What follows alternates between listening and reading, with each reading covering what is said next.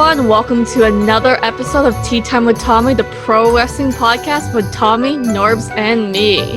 First of all, I like to say Happy New Year, everyone, and great job for surviving 2020. Survive 2021 now. Now just Coke? 2021. It's a Diet Coke again, Norms? Oh, jeez. Coke Zero, my friend. Coke Free ad for Coke this time. That is not tea. It's still low in sugar. So low in sugar, which is tea is low in sugar. Well, it depends on how much sugar you put in your tea. But anyways, on this episode, we're doing another AEW hot take. And to start off the new year, we're going to first talk about Brodie Lee's tribute. So, Tommy, NORBZ, what do you think? Yeah. I'll go. You want me to go first, NORBZ? Go ahead, man.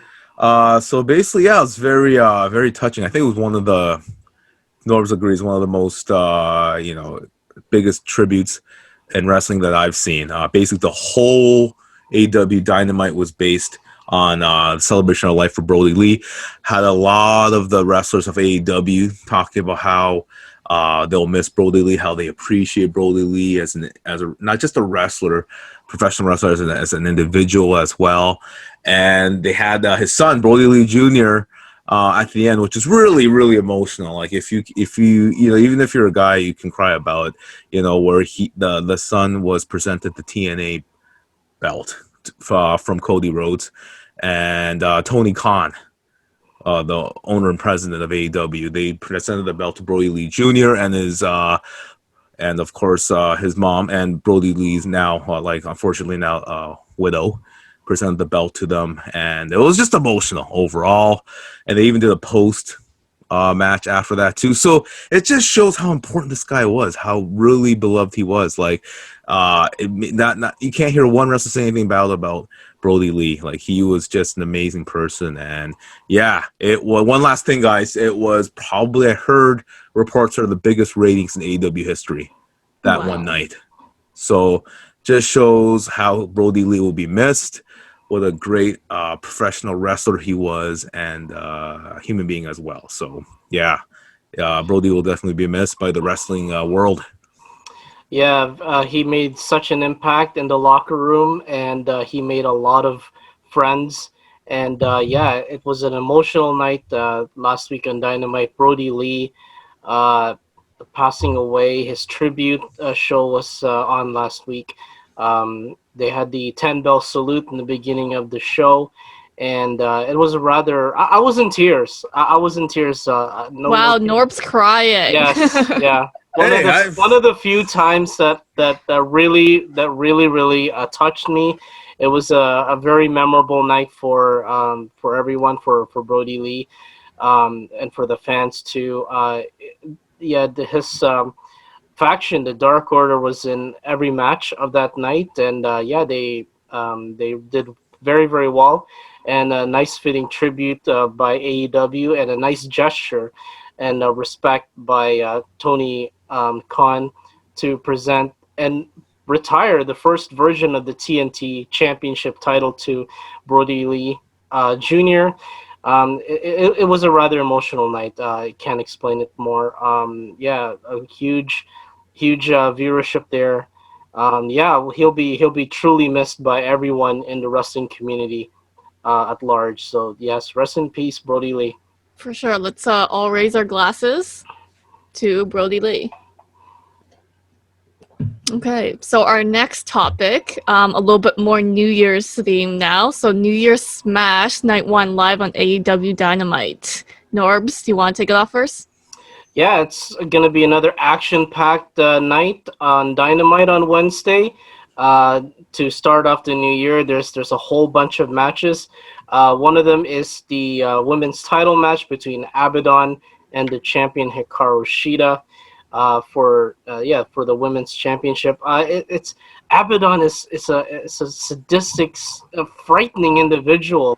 Like one of the scariest wrestlers I've ever seen in my entire life.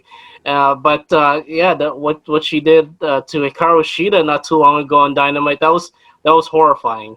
And I hope that Hikaru Shida gets some revenge off of Abaddon on that night. And let me just give you a rundown of all the rest of the matches for the night one of New Year's Smash. There's Jake Hager versus Wardlow, both members of the Inner Circle. John Moxley will make his return to Dynamite. There's the Young Bucks and SCU versus the Hybrid 2 and the Acclaim, couple of great young tag teams. Cody Rhodes versus Matt Sydal. And the appearance by Snoop Dogg will be Snoop Dogg will make an appearance. He is the co-host of the Go Big Show with Cody Rhodes on TNT, and the world title match between Kenny Omega and Rey Fenix. So it's going to be an action-packed night to start off the new year. Just a question: is it common for like celebrities or like musicians like Snoop Dogg to be a special guest? Oh, for Snoop Dogg, anything is. Like, come Yo, on. he's so now, Brett. cool. What kind of question is that? I'm trying to find the rundown. Why doesn't AEW have a proper schedule rundown on their when I hit it? Come on, Tony Khan. Everything is perfect for AEW. They can't have a simple rundown. That's the only thing. What's going on, AEW media team? Get on it, Cody Rhodes, Tony Khan, Jericho. When you hit AEW on Google, it should schedule should come out. What is going on? There's plenty of sites to go around. Memory, NORBZ. Oh, come on, it man. off your computer. You're not losing your memory, my friend. It's the new year. We shouldn't lose our memories at all. No, I'm saying I have the memory. You're reading off your laptop. All right. Anyways. Was that why you were on your phone, Tommy, and not listening to NORBZ? I just wanted to rethink things. Okay, now they're showing some. There we go. Now it's on. Okay. So. There you go. You went to the right site, my friend. From like 2 weeks ago. Anyways, here we go. Basically, we have, of course, Hikaru Shida, which I have appreciated since I knocked her on our first episode. Since I've appreciated her. She's an amazing champion. Yes, Hikaru Shida. And facing off against Abaddon. Man! It's not going to be a great match. Is she scary or what, guys? Like, if you look at Abaddon, like, I would not want to be in some open public area with her. Like, I'll be honest. I would be scared of her, too. So for Hikaru Shida, they're trying to come out there with her kendo stick and try to, let's just say, rid Jesus of Christ, Abaddon. I just googled her face, and damn, she's scary. Yeah, well, I still love the most scary Oh, individual you'll ever come across. Guys. Could you imagine having her on our show? That'd be amazing. I don't think I would just be scared, but we would have a great 5 minutes of silence. But anyways, absolutely it'd be great.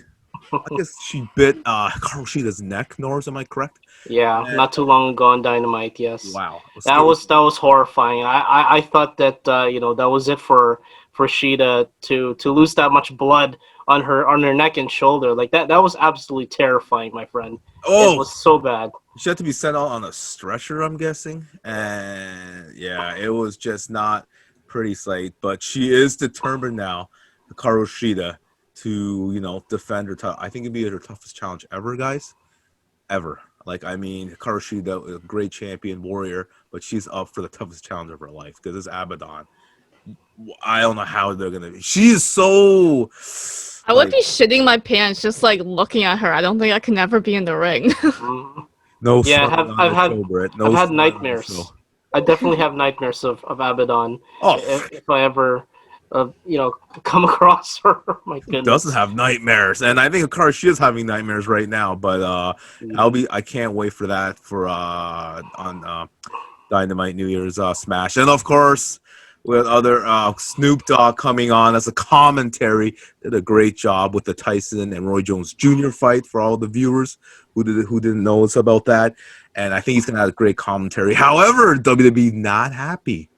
They're not happy about Snoop Dogg being a commentator for AEW now. But then again, Snoop Dogg, who cares? Honestly, he's on the winning. Snoop can do whatever he likes. He can drop it like it's hot all the time. That man is a legend. Nothing. Once again, I'm not knocking WB or the McMahon family, but Snoop Dogg knows what's hot right now, and that's AEW. So he's like, hey, I'm going to go with what's hot right now. So, it's going to be great having Snoop Dogg on the show. And, of course, like NORBZ mentioned, those two other matches I'm really looking forward to. Okay, Kenny Omega versus Rey Fenix. Can Kenny Omega defend the title again? Rey Fenix is going to be a tough opposition. He used to be with Kenny Omega. They used to be on the same team now. Guess not.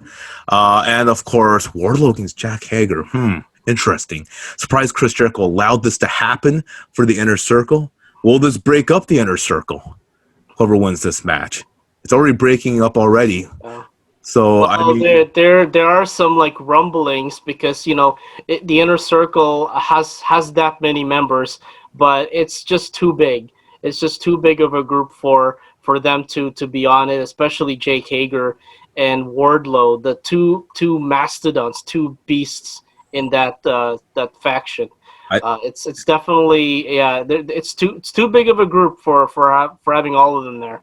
it's too big, and I mean, like in my opinion, something could happen because last time there was a 6-man tag where MJF, Ortiz, and Santana was facing the team of Brodie's old team.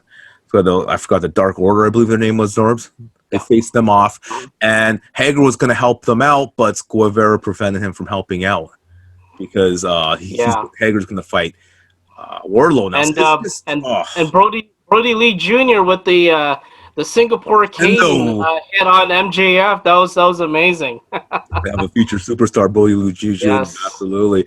So overall, looking very forward to it, and all of you should not miss it on Dynamite. So, Paul, when this video is uploaded, probably be past it. You got all the viewers will know what happened, but hey, we'll talk about it again in the next video. So yeah, of course, we'll talk about it on the next AEW. All the viewers are like, "Where's school? What are these guys doing?" That was like last week, but I mean, it is what it is, guys. We have to upload the video once a week. I'm sorry. So, but yeah, so catch that. It should be exciting. Should be exciting. It should be exciting. Well, that wraps it up for this episode of Tea Time with Tommy, the Pro Wrestling Podcast. Cheers, everyone, and have a great 2021. Cheers. Happy New Year, guys. Happy New Year.